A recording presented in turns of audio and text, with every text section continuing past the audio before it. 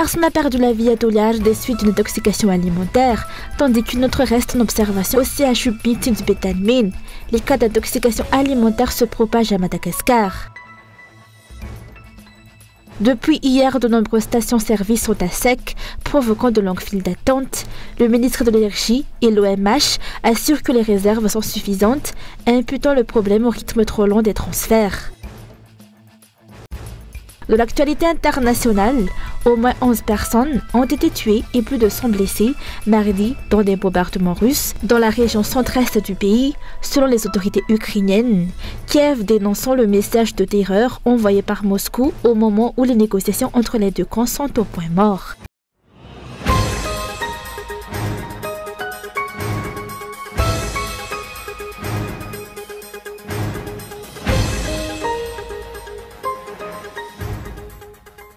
Une personne a perdu la vie à Toliara des suites d'une intoxication alimentaire, tandis qu'une autre reste en observation au CHU Béthune.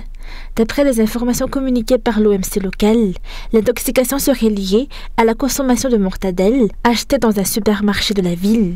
Une enquête a été ouverte pour faire toute la lumière sur cette affaire. L'évolution de la situation sera suivie de près et rapportée dans les prochaines éditions du journal.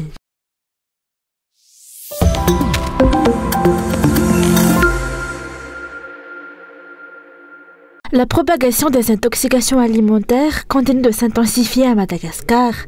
Un nouveau cas mortel a été signalé à Toliara, s'ajoutant à ceux enregistrés à Ambust, région de Fenaratsu, Madang, Tomasn et Atananarivo. Le bilan s'élève désormais à 40 décès, tandis que des dizaines de personnes sont encore sous traitement. Face à ce drame national, les dirigeants censés jouer un rôle protecteur semblent défaillants. Les ministères de la Santé publique et de l'industrialisation du commerce et de la consommation sont pourtant en première ligne. Mais selon de nombreux observateurs, l'inaction des autorités face à ce désastre sanitaire soulève de vives interrogations. Plus de 10 jours après les premières alertes, le ministère de la Santé n'a toujours pas identifié avec précision la substance à l'origine des décès, ni son mode de propagation. Par ailleurs, le ministère du Commerce reste silencieux alors que des informations sur la présence de produits avariés, notamment des huiles, circulent dans tout le pays. À ce jour, aucune garantie officielle n'a été donnée à la population, ni confirmation, ni démenti, ni mesure concrète. Aucune entreprise n'a été sanctionnée publiquement, aucun produit n'a été retiré du marché.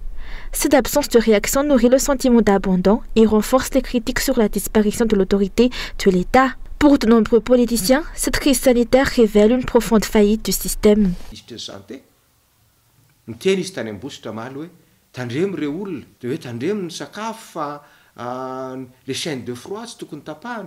Le ministre de la Santé, en visite à Ambust, a conseillé aux citoyens de faire attention à la chaîne du froid. Mais comment respecter cela sans électricité? Cela montre qu'ils savent que les coupures ont des conséquences mortelles. Les défenseurs des droits des consommateurs alertent aussi sur le manque de contrôle des produits importés, comme certaines huiles potentiellement dangereuses. Les autorités ne peuvent pas fuir leurs responsabilités. Ont-ils failli à leurs devoirs? D'où l'inaction actuelle. Pourquoi autant de lenteur dans leurs décisions?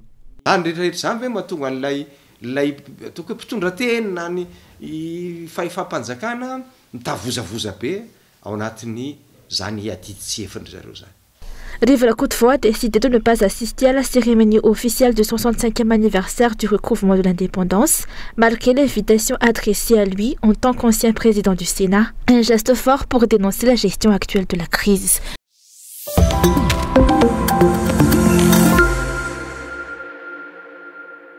Depuis hier, de nombreuses stations-service sont à court de carburant. Des files d'attente se sont formées devant celles disposant encore de quelques réserves. Les stations situées le long des routes nationales ont également connu des perturbations d'approvisionnement.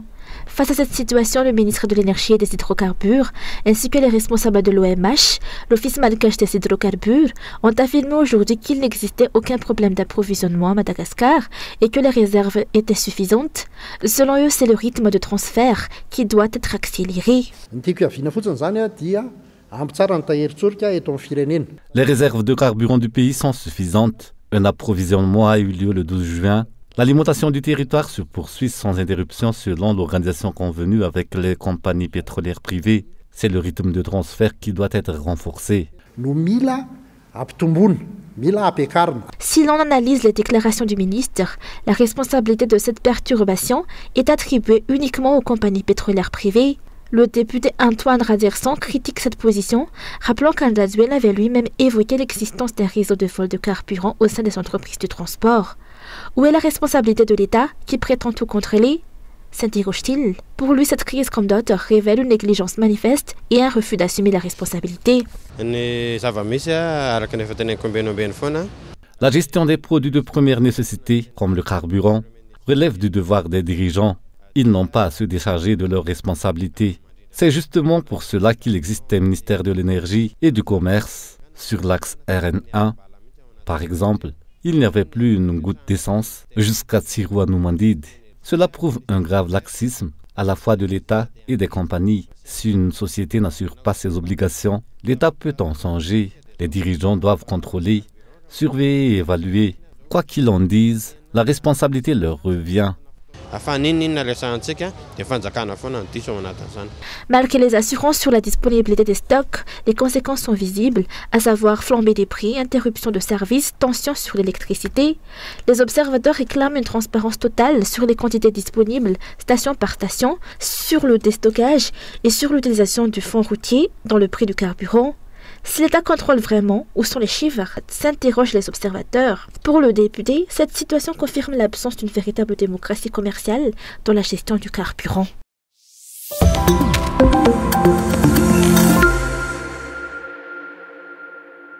Le projet de loi portant sur l'accord relatif à la biodiversité marine au-delà des juridictions nationales visant la protection et l'utilisation durable des ressources marines situées hors des eaux territoriales a été présenté hier à l'Assemblée nationale.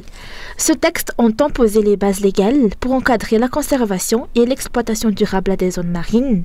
Il repose sur 4 axes principaux: la gestion des ressources génétiques marines, la mise en place d'outils de protection comme les aires marines protégées, l'évaluation et le contrôle des activités maritimes ainsi que leurs impacts environnementaux et enfin le renforcement des capacités techniques et technologiques.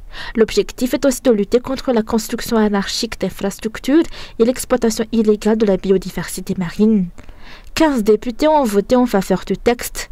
Madagascar possède d'immenses ressources marines. Si elles étaient exploitées légalement et équitablement, le pays n'aurait plus besoin de dépendre des financements extérieurs, a déclaré un député de l'opposition.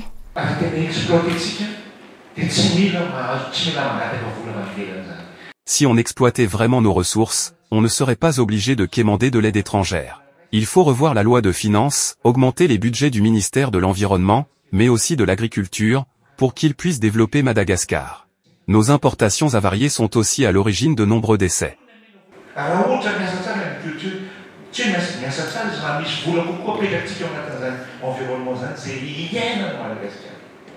Les îles éparses, bien qu'incluses dans la zone économique exclusive de Madagascar, ne sont pas couvertes par ce projet de loi.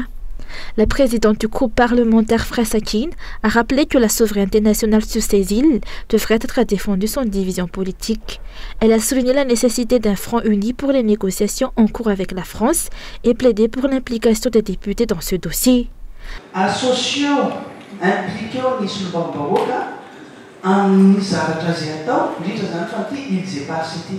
Associer les députés aux discussions sur les îles éparses. C'est un sujet sensible. Nous sommes les porte-voix du peuple. Il y a parmi nous des intellectuels qui placent l'intérêt supérieur de la nation avant tout. Mais on a parfois l'impression que notre rôle est réduit à un simple chiffre ici.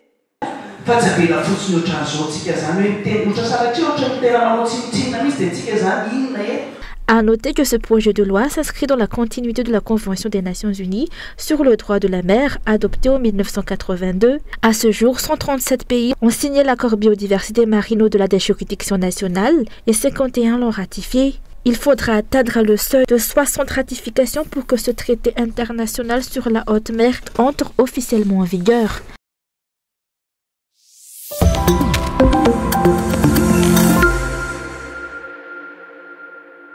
Maître Lala Siraounan, médiateur de la République, est décédé dans la nuit du mardi 24 juin 2025.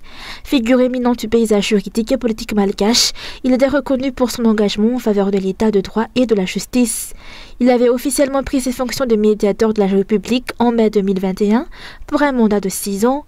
Juriste de formation, avocat, ancien député, il avait également assuré l'intérim à la présidence du comité pour la sauvegarde de l'intégrité